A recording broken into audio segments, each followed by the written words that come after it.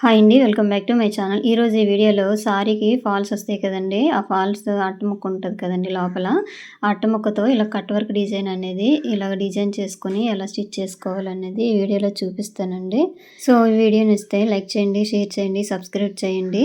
ఇప్పుడు ముందుగా అయితే నేను కటింగ్, స్టిచ్చింగ్ 2 అయితే వీడియోలో చూపిస్తానండి. చూసారు కదా! ఈ విధంగా వస్తది. మనకి చిన్న సైజ్ కట్ వర్క్ లేదంటే పెద్ద సైజ్ కట్ వర్క్ ఏది కావాలంటే ఆ విధంగా మనం డిజైన్ అనేది చేసుకోవచ్చు. ఇదిగోండి ఈ ఫాల్స్ అనేవి మనకు వస్తాయి కదండీ! ఈ ఫాల్స్‌ని ఇలాగ లోపల ఈ అట్ట ముక్క ఉంటది కదా! ఈ అట్ట ముక్క తీసేసుకొని ఇక్కడ అంటే నేను 2 కట్ వర్క్‌లు అనేది చూపిస్తానండి. ఒకటి పెద్ద సైజ్‌ది కట్ వర్క్, ఒకటి చిన్న సైజ్ కట్ వర్క్ 2 అయితే ఈ వీడియోలో చూపిస్తాను. ఇప్పుడు ముందుగా అయితే పెద్ద సైజ్ కట్ వర్క్ అయితే చూపిస్తానండి. సో ఇప్పుడైతే మనము ఒక పావించు వరకు అయితే ఇలా మార్కింగ్ అనేది చేసేసుకోవాలండి. తర్వాత వచ్చేసి ఒక హాఫ్ ఇంచు లేదంటే ముప్పావు ఇంచు వరకు అయితే ఇలాగా మార్కింగ్ అనేది చేసేసుకోవాలి. ఇప్పుడు వీడియోలో చూపిస్తున్నాను కదా! ఈ విధంగా ఇందులోనే మనకి కట్ వర్క్ అనేది వస్తదండి. ఈ కప్పు షేపు పెద్ద సైజు ఉన్నదనుకోండి పెద్ద కట్ వర్క్ వస్తది. లేదంటే చిన్న సైజ్ తీసుకోవాలనుకోండి చిన్న సైజ్ కట్ వర్క్ అనేది వస్తది.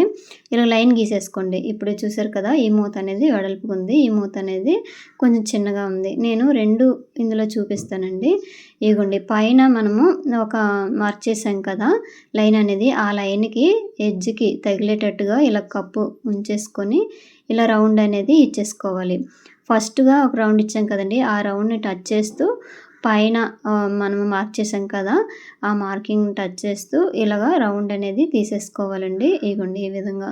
సో ఇలాగే మనము చిన్న సైజ్ కప్పుతో కూడా డిజైన్ అనేది చేసుకోవచ్చండి. ఈ విధంగా మనం డిజైన్ చేసేసుకొని ఉంచేసుకున్నాం అనుకోండి ఎప్పుడైనా సరే మనకి హ్యాండ్స్‌కి లేదంటే రౌండ్ నెక్‌కి ఇలాగ కట్ వర్క్ చేసేటప్పుడు ఈజీగా ఉంటది.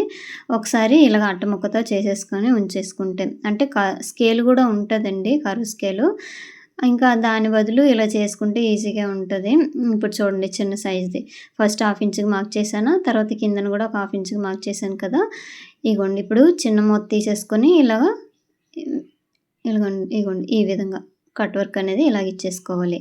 పైన హాఫ్ ఇంచ్ మార్క్ చేసాం కదా! దానికి ఎడ్జ్‌కి తగలాలండి. అలాగైతేనే ఈ షేప్ అనేది వస్తది. ఇగోండి వీడియోలో చూపిస్తున్నాను కదా! ఈ విధంగా అనమాట. సింపుల్‌గా ఇంట్లోనే మనమైతే రెడీ చేసుకోవచ్చండి. ఈ కట్ వర్క్ అనేది.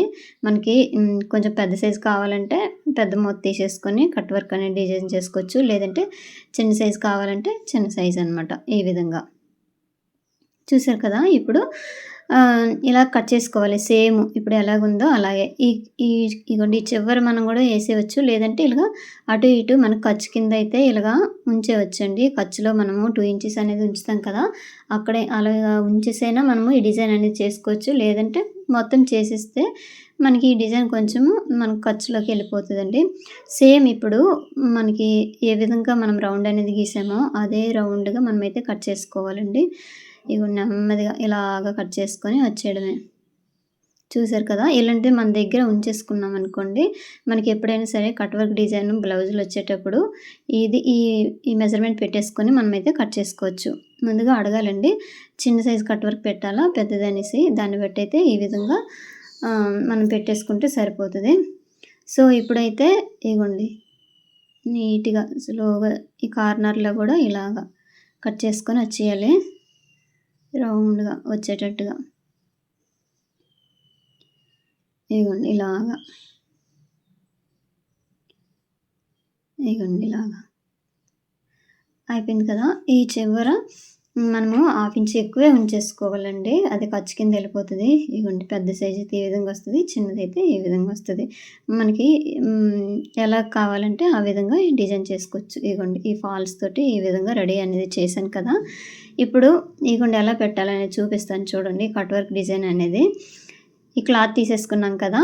ఈ క్లాత్ తీసేసుకొని ముందుగా అయితే మార్కింగ్ చేసుకోవాలి. ఒక పావు ఇంచ్ వరకు ఇలా మార్కింగ్ అనేది చేసేసుకోవాలండి.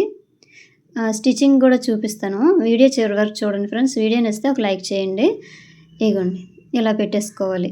ముందుగా మార్క్ చేసాం కదా! ఆ మార్కింగ్‌కి ఎడ్జ్‌కి ఇది తగిలేటట్టుగా చూసేసుకోవాలి. ఇలా రౌండ్ అనేది ఇచ్చేసుకోవాలి.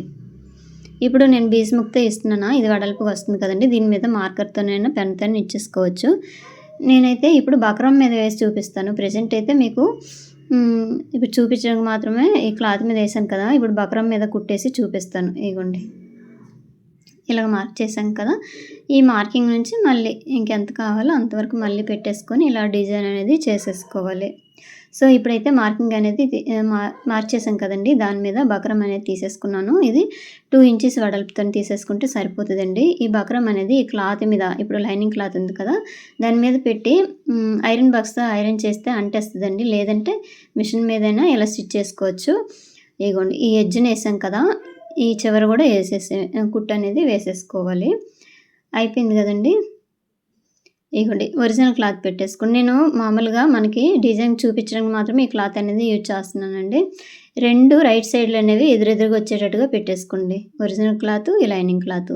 ఇక్కడ 1/2 ఇంచుతో మనము ముందుగా కుట్టాం కదండి, దాని మీద అయితే మళ్ళీ ఒక కుట్టు అనేది వేసేసుకోవాలి. ఇలాగా వేసేసుకొని వచ్చేయండి. సో ఇప్పుడైతే చిన్న క్లాత్ ఎక్స్ట్రా ఉందని చెప్పేసి ఈ క్లాత్ అనేది తీసేసానండి. ఇగోండి కరెక్ట్గా మిడిల్లోకి పెట్టేసుకోండి. ఈ మిడిల్లోకి కట్ వర్క్ అనేది అటు ఇటు వచ్చేటట్టుగా మనమైతే డిజైన్ అనేది చేసేసుకోవాలి. ఇగోండి ఇప్పుడు ఈ పెద్ద డిజైన్ అనేది మీకు చూపిస్తాను. ఇక్కడ 1/2 ఇంచు ఎక్కువ క్లాత్ అనేది ఉంచేసాను. అది మనకి ఖర్చులోకి వెళ్ళిపోతుందండి, స్టిచ్చింగ్లోకి. ఇగోండి నీట్గా పెట్టేసుకోండి. ఇక్కడ చివర మనం లైన్ గీసాం కదా, ఆ లైన్ అనేది ఈ కట్ వర్క్కి ఎడ్జ్కి తగిలేటట్టుగా ఇలా రౌండ్ అనేది ఇచ్చేసుకోవడమే. ఈ బేస్ ముక్కతో కంటే మనము మార్కర్తోనే ఇలా డిజైన్ గీసేసుకుంటే సన్నంగా వస్తుందండి. ఇప్పుడు నార్మల్గా మీకు చూపించడానికి మాత్రమే ఇట్లా చేస్తున్నాను. ఇగోండి ఇలా పెట్టేసుకోవడమే. అయిపోయింది కదా. ఇగోండి మనకి ఏ డిజైన్ కావాలంటే ఆ డిజైన్ అనేది ఇక్కడ పెట్టేసుకోవచ్చు. కట్ వర్క్ అనేది ఇగోండి ఇలాగా స్లోగా రౌండ్ వచ్చేటప్పుడు కూడాను ఇలాగా కుట్టేసుకొని వచ్చేయాలండి. ఈ కార్నర్లోకి వచ్చేటప్పుడు ఈ పాదం అనేది దింపేసి మరలా కొంచెం పైకి నీడిల్ అనేది ఎత్తేసి రౌండ్ అనేది ఇలాగ వేసుకొని వచ్చేయాలి.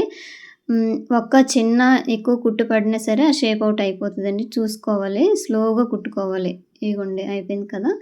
ఇప్పుడు మిగతా క్లాత్ అనేది ఇలా కట్ చేసేయడమే రౌండ్గా. ఈ కార్నర్లో కూడా క్లాత్ అనేది తీసేయాలండి. కొంచెం ఎక్కువ తక్కువ వచ్చేటప్పుడు మనము చూసుకొని ఇలా రౌండ్ అనేది తీసేసుకోవాలి. ఇక్కడ చూసారా కొంచెం ఎక్కువ వచ్చింది కదా, అది కూడా కట్ చేసేయాలండి. కట్ చేయకపోతే మనకి షేప్ అవుట్ అనేది వచ్చేస్తుంది. ఈ కార్నర్లోకి ఇలాగా చిన్న చిన్న డాట్స్ అనేవి పెట్టేసుకోవాలి. ఎందుకంటే మనము ఇలాగ తిప్పుతాం కదండి వెనక వైపు ఈ కట్ వర్క్ అనేది, అప్పుడు షేప్ అనేది నీట్గా వస్తుంది. ఇగోండి ఇలా ఓపెన్ చేసేసుకోండి. ఇలా చేసేసుకున్నాక ఇలాగా ఇగోండి ఫింగర్ తోటి ఇలాగనేది కట్ వర్క్ అనేది తీయాలండి. చూసుకోండి నీట్గా ఇలా తీయాలి. కొంచెం ఎక్కువ తక్కువ వచ్చేస్తాయి కదండి, అప్పుడు మళ్ళీ అడ్జస్ట్ చేసుకొని ఇలాగా స్లోగా నీట్గా చేసేసుకొని ఇలా తీసుకున్నాక అప్పుడు దీని మీద ఐరన్ చేసేసుకుంటే డిజైన్ అనేది బాగా కనిపిస్తుందండి. కుట్టు వేసే కంటే ఐరన్ చేసుకుంటేనే బాగుంటుంది. ఇగోండి ఇక్కడ చిన్న చిన్నది షేప్ అవుట్ లాగా వచ్చింది కదండి, అక్కడ ఏదైనా సరే ఒక వస్తువుతో పెన్ అయినా లేదంటే మనకి టూల్స్ ఉంటాయి కదండి, ఆ టూల్స్తోనైనా ఇలాగా కట్ వర్క్ అనేది రౌండ్ షేప్ వచ్చేటట్టుగా తీసేసుకోండి. ఇగోండి కార్నర్లోన కొంచెం ఇట్లా ఉంచామనుకోండి, అక్కడ ముడతలు రాకుండా షేప్ అనేది నీట్గా వస్తుంది. దీని మీద ఐరన్ చేసుకుంటే కరెక్ట్గా కనిపిస్తుంది. ఐరన్ చేసుకుంటే కరెక్ట్గా కనిపిస్తుందండి ఈ కట్ వర్క్ అనేది.